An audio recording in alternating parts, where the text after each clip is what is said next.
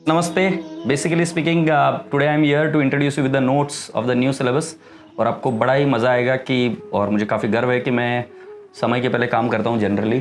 तो I have been working for this particular notes for last 3+ months और आज आपके सामने कोई चीज़ दिखाने के लिए लेके आया हूँ। आपको देखकर बड़ा आनंद होगा। तो पहली चीज़ मैं आपको ये दिखाना चाहूँगा कि किस तरीके से आपके न्यू सिलेबस एडवांस अकाउंट्स में एएस की बुक होगी। तो एएस की बुक को अगर आप ध्यान से देखेंगे तो फर्स्ट लेवल पर आपको यहाँ पर देखने को मिलेगा इंडेक्स।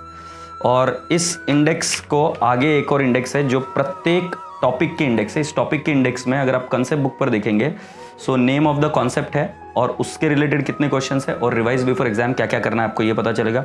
पूरे पेपर की एनालिसिस दे रखी गई है और जैसे जैसे आप पन्ना पलटोगे तो बहुत ही एक इंटरेक्टिव मैनर में, एंगेजिंग मैनर में कंटेंट को प्रेजेंट किया गया है। आप ये यहाँ पर देख सकते हो पूरा एग्जाम ओरिएंटेड पार्ट और हर एक एएस के साथ में एक क्विक समरी ऐड की गई है जिससे कि आप इसको एग्जाम के एक दिन पहले बिल्कुल आराम से रिवाइज कर सकते हो। ये हुई एएस की कॉन्सेप्ट बुक और एएस की कॉन्सेप्ट बुक के बाद में आपको लिए चलता हूँ उसके क्वेश्चन बैंक के सामने। और ये रहा उसका क्वेश्चन बैंक। अगर आप ध्यान से देखेंगे सो हर एक क्वेश्चन बैंक के साथ में भी एक इंडेक्स आपको दी गई है कि कौन से क्वेश्चन उसके अंदर कवर किए गए हैं। और इन पूरे क्वेश्चन बैंक के अंदर आपकी आरटीपी के क्वेश्चंस, आपके मॉक पेपर के क्वेश्चंस, आपके मॉड्यूल के क्वेश्चंस, आपके एडिशनल क्वेश्चन बैंक जो कि कोई रेफरेंस बुक से लिए गए हैं और साथ ही साथ अगर आप ध्यान से देखेंगे कि आईसीआई का कोई भी मटेरियल हो, फॉर दैट मैटर कोई भी मटेरियल आज तक के जितने भी क्वेश्चंस है वो सारे के सारे क्वेश्चंस आपको इस टेक्स्ट बुक में मिलेंगे। इस टेक्स्ट बुक की और एक खास बात है कि हमने इसको बड़े प्रेम से बनाया और हर एक क्वेश्चन को एक सिंगल फॉर्मेट में हमने उसको डालने की कोशिश की है। क्योंकि कई बार ये देखा गया था कि एक क्वेश्चन के मल्टीपल तरीके से आंसर्स दिए जाते हैं या लैंग्वेज की बैरियर होती है या जो वर्नाक्युलर मीडियम या बाकी के लोगों को प्रॉब्लम होती है। इसके लिए प्रत्येक क्वेश्चन को हमने रेफरेंस के हिस्से में तोड़ा है कि इस पर कौन सा रेफरेंस लगाया गया है इसका। फिर उसके बाद में उसका एनालिसिस किया गया है। एनालिसिस में ये बताया गया कि एक कंक्लूजन पर हम आते आते किस तरीके से पहुंच रहे और एनालिसिस के बाद में राजा बेटा जी हम कंक्लूजन्स के इस पार्ट पर आते हैं ताकि बच्चों को ये शुरुआत से एंड तक पता रहता है कि भाई साहब इस क्वेश्चन का आंसर लिखना कैसे है। सो हर एक क्वेश्चन के इसमें हमने 4 हिस्सों में डिवाइड किया। अगर आपको बताऊं तो पहले फैक्ट्स ऑफ द केस जिससे वर्नाक्युलर मीडियम और बाकी सभी बच्चों को समझ में आता है कि इस क्वेश्चन में क्या है। सेकंड उसका रेफरेंस दिया गया रिस्पेक्टिव एज के साथ। थर्ड लेवल पर उसका एनालिसिस किया गया और चौथे लेवल पर ये कंक्लूजन कैसे आया उसको डिराइव किया गया।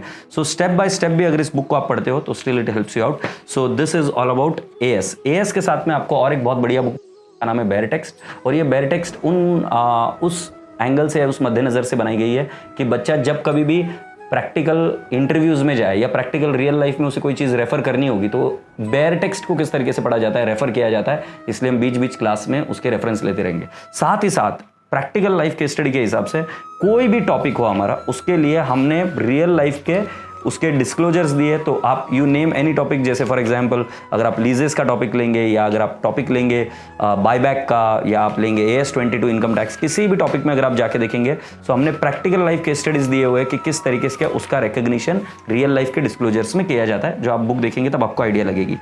अब मैं आपको आज थोड़े से वर्किंग पेपर्स भी बताता हूं कि जो मेरी नई बुक का स्वरूप होगा। नई बुक भी बस प्रिंटिंग के लिए पेंडिंग है और जब तक आपका रिजल्ट आएगा तब तक मेरे हिसाब से बुक्स प्रिंट होकर रेडी हो जाएगी। जैसे मैं आपके सामने टॉपिक लेके आ रहा हूँ बायबैक ऑफ सिक्योरिटीज। इस टॉपिक को अगर आप देखेंगे तो पूरा का पूरा न्यू तरीके से डिजाइन किया गया है। इसके अंदर भी प्रैक्टिकल केस स्टडी ली गई है। जैसे TCS का भी रिसेंट बायबैक आया तो वो केस स्टडी ली गई, उसका शेयर मार्केट प्राइस पर क्या क्या है, लॉ को अलग से दिखाया गया है, डिस्क्लोजर्स को अलग से दिखाया गया है। और एक सबसे खास बात है इस टॉपिक की, अगर आप ध्यान से देखेंगे तो इधर ये हमने हर एक कॉन्सेप्ट क्वेश्चंस बनाए हैं इस बार कॉन्सेप्ट बुक में, जिसके अंदर सॉल्व करने के लिए एग्जाम के पहले ही सॉल्व करने के लिए आपको कुछ जगह दी गई है। और ये कॉन्सेप्ट क्वेश्चंस सिर्फ साधारण क्वेश्चन नहीं, इसमें हर एक टाइप की एडजस्टमेंट इंक्लूड की गई है। जैसे मान लो मैं 40 क्वेश्चन सॉल्व करा रहा हूँ बायबैक पर, बट उसमें से मैंने चुनिंदा 7 क्वेश्चन निकाल कर रखे हैं साइड में जो आपके हर एक कॉन्सेप्ट को क्लियर करेंगे, जिसके अंदर एग्जाम क्वेश्चन भी आ गए, RTP भी आ गए, मॉक पेपर भी आ गए, कुछ एडिशनल क्वेश्चन भी आए। अगर आप ध्यान से देखेंगे तो नवंबर 19 में क्वेश्चन आया था, ये क्वेश्चन आया था ICAI का प्रैक्टिकल क्वेश्चन नंबर 2 में, ये RTP का क्वेश्चन है। तो इस तरीके से हमने exam question, RTP question, mock paper और तो और रेफरेंस के तौर पर एडिशनल क्वेश्चन बैंक भी लिए गए, एडिशनल क्वेश्चंस भी लिए गए।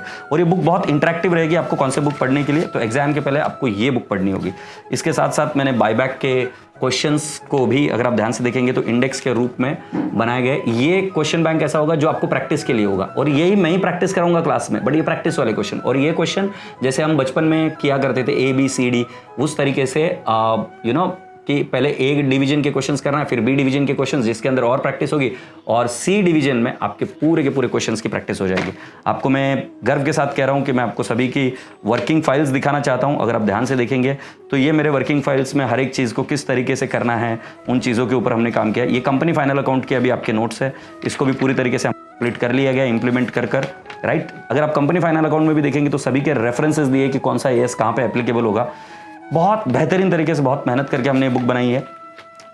आपको और भी कुछ दिखाता हूँ। इंटरनल रिकंस्ट्रक्शन, आज ये इंटरनल रिकंस्ट्रक्शन का रिलायंस रिटेल का एक एग्जाम्पल है, वो भी इसके अंदर इंकॉर्पोरेट किए जा रहे हैं, एग्जाम्पल्स लिए जा रहे हैं, क्विक समरीज दी जा रही है, ये सारी चीज़ें इधर की गई। आपको सिर्फ वर्किंग पेपर दिखाना था कि कितनी मेहनत जाती है एक टीचर के लिए, सो वो चीज़ आपको दिखाने के लिए आपको ये सारी चीज़ें दिखा रहा हूँ।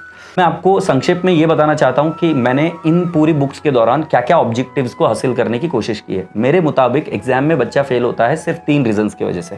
पहला रीज़न उसकी कॉन्सेप्ट क्लैरिटी नहीं होती है, दूसरा रीज़न कि वो पेपर ही कंप्लीट नहीं कर पाता। एक कॉमन सेंस लगाए तो अगर कोई बच्चे ने 45 मार्क्स हासिल किए आफ्टर राइटिंग 90 मार्क्स पेपर, तो उसने 50% तो ऐसे ही हासिल कर लिया। 100 मार्क्स का अगर वो पेपर लिख लेता जो उसको आ रहा है, तो ही would have passed definitely the exam. So पूरा पेपर ना लिख पाना, ये सेकंड रीजन है। और थर्ड एंड फॉरमोस्ट रीजन है राजा बेटा जी की पीएल में बच्चा इतना सिलेबस देखकर डर जाता है कि कैसे कवर करूं। तो इन सभी चीज़ों पर काम किए गए। मैं आपको पहली चीज़ के ऊपर काम बताता हूं कि जो कंसेप्ट क्लैरिटी है, कंसेप्ट क्लैरिटी का मुझे लगता है सीधा सीधा ताल्लुकात है, इंटरेस्ट आना चाहिए बच्चों को, एंगेजिंग लगना चाहिए। फिर वो किसी भी माध्यम से, किसी भी मीडियम से हो, तो उसके लिए नोट्स को बड़े अच्छे तरीके से एंगेजिंग बनाया गया है। और नोट्स में जगह जगह लिखने के ये स्लॉट्स दिए गए, बच्चों को जगह जगह लिखने के लिए समरी पॉइंट्स दिए गए, और समरी पॉइंट्स लिखने के लिए भी जगह दी गई है। सो ये हुई कॉन्सेप्ट बुक की बात। जब हम सेकेंड लेवल पर आते हैं कि बच्चा पेपर पूरा कंप्लीट नहीं कर पाता, इसके लिए एग्जाम में हम टाइमर कॉन्सेप्ट पर काम करते हैं, जिसके अंदर एक विशिष्ट टाइम में स्लो एंड स्टडीली बच्चे को उस लेवल तक ले जाते हैं कि ये क्वेश्चन कितने मिनट में आपसे कवर हो जाना चाहिए।